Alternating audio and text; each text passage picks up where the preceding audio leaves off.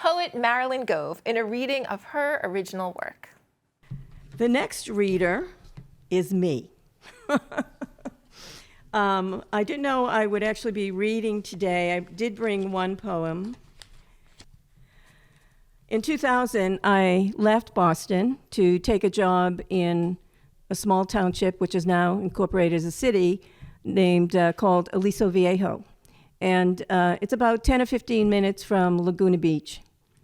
And I went there to help lay the foundation for a new university. And if you're an educator, that becomes a lifelong dream. And it was one of the hardest things I ever did, but I returned in 2021, and I went into an apartment in Concord for a little while. And the landlord was, he was an ill man. He had a chronic illness, and it was really decimating him in many ways. And when we discover we have illness, we all decide to do, or to live with a certain attitude regarding it. And it was interesting because I also have chronic disease, and my attitude was to create as much value as I could in my life until there was no more life. And his was the opposite. I mean, just miserable beyond belief. And I would watch him climb this long driveway, and I decided to write a poem. And then I decided to move. So the title of the poem is The Landlord. Dragging one leg, he zigzags uphill to the mailbox. His workman's boot scrapes the pitted asphalt. One crutch anchors his gnarled body. Faded jeans hang from his thinning frame. Neighbors leave him to his chronic despair. Angered by this, his dreary face reddens like a fistful of beets. He wants friends, but is too busy hoarding headstones, each bearing the name of an injustice he has endured.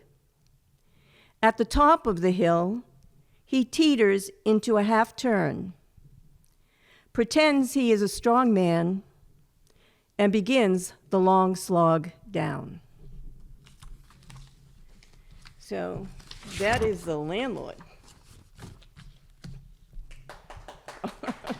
Okay.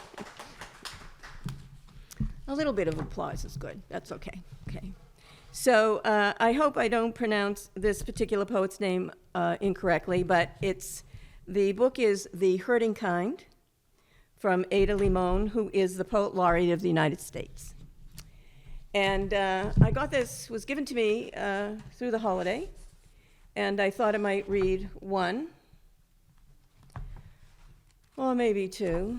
Let me see here.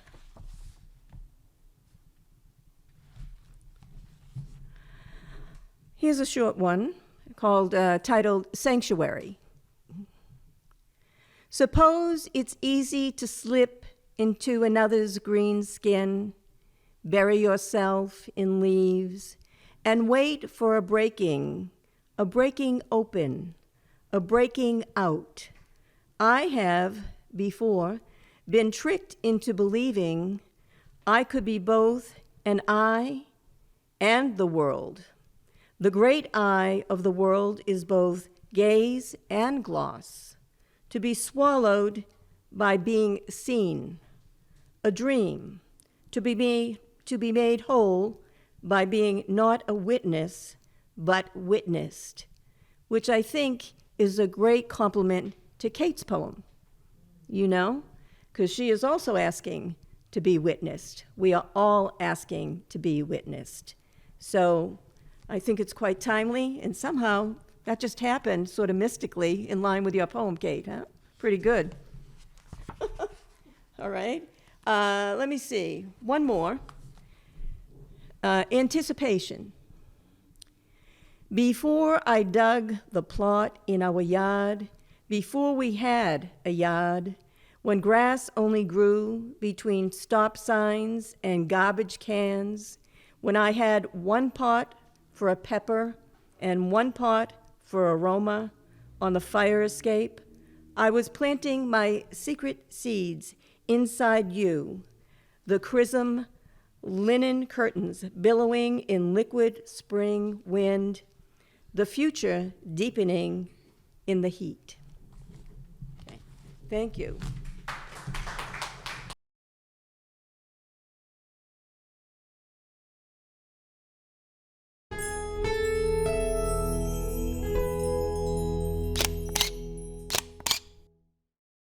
If you enjoyed this video by The Local Scene, please give it a thumbs up and hit the subscribe button. Thank you for watching.